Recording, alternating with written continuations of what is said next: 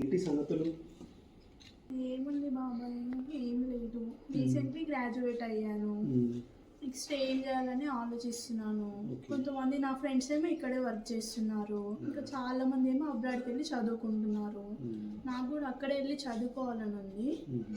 Mummy వాళ్ళకి చెప్తేనేమో అక్కడ ఎక్కువ బడ్జెట్ అవుతుంది, దగ్గర అంత అమౌంట్ లేదు కదా అంటున్నారు. ఇక్కడ వర్క్ చేయడం అయితే నాకు ఇంట్రెస్ట్ లేదు అసలు, అందుకే ఆలోచిస్తున్నాను. మీకేమైనా తెలిసిన సోర్సెస్ ఉన్నాయా బాబాయ్? నాకు తెలిసింది ఒకటి ఉందిరా, చూపిస్తాను. నాకు మొబైల్లో ఉంటుంది.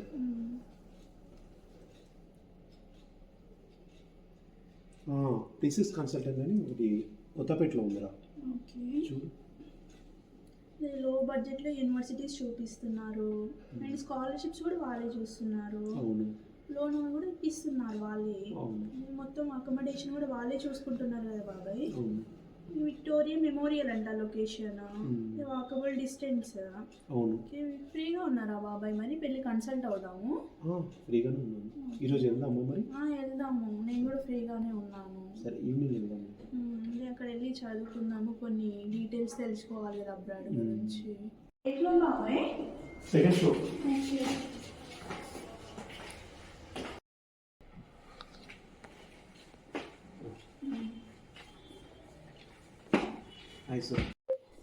చెప్పండి.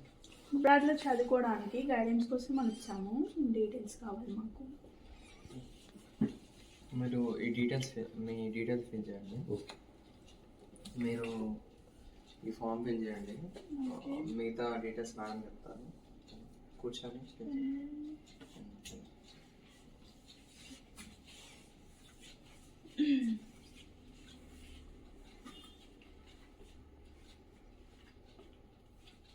కూర్చోండి.